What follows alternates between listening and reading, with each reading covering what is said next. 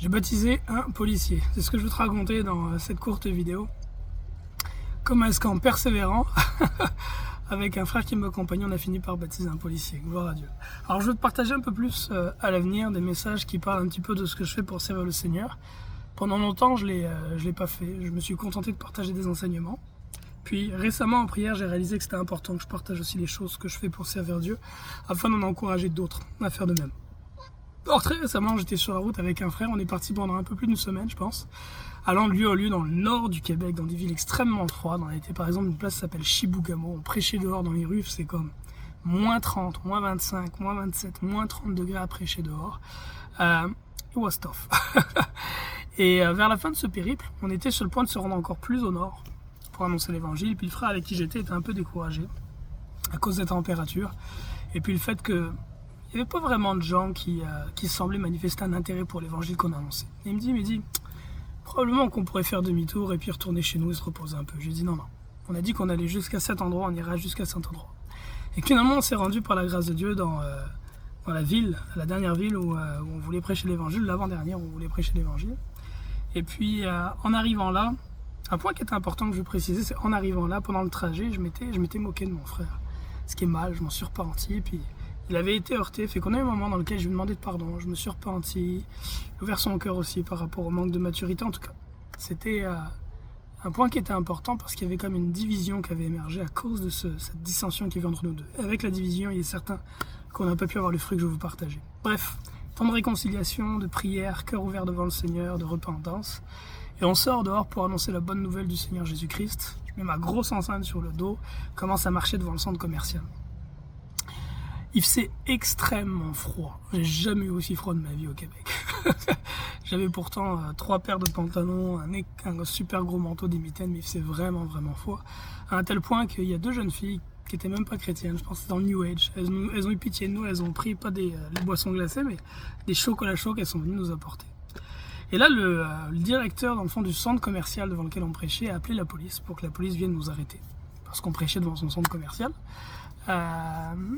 Fait qu'il m'a dit, en fait, il m'a dit de quitter. Je suis allé sur l'espace public devant le centre commercial où j'ai le droit de prêcher.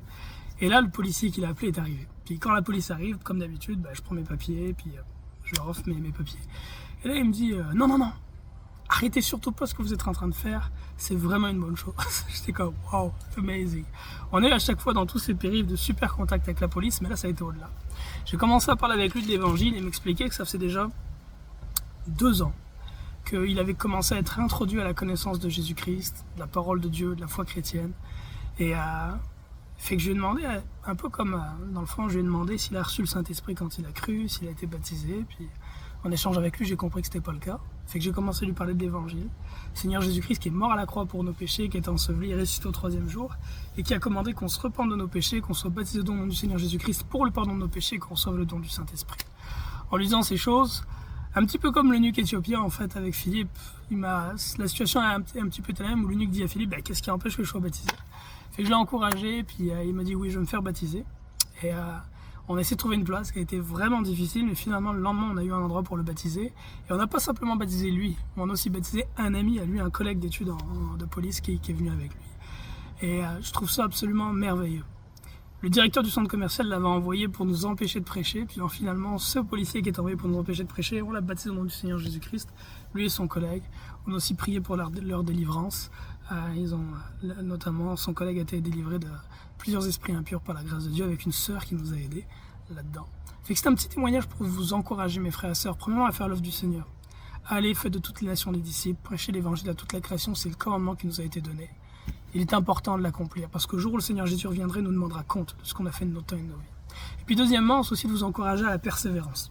Parce que si on s'était découragé en chemin, qu'on n'avait pas été jusque dans cette ville-là, qu'on n'avait pas été chercher au bout de ce chemin, cette brebis perdue, cette brebis égarée, on n'aurait pas ce merveilleux témoignage aujourd'hui, puis ce frère ne serait pas entré dans la nouvelle naissance. Donc persévérer est toujours excessivement important. Puis le 3e point, c'est toujours veiller à confesser nos péchés les uns aux autres.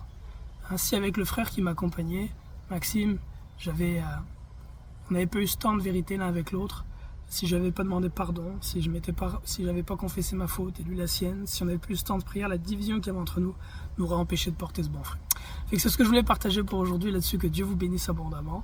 Et sortez dans le champ, sortez dans la moisson. C'est le commandement du Seigneur. Bye.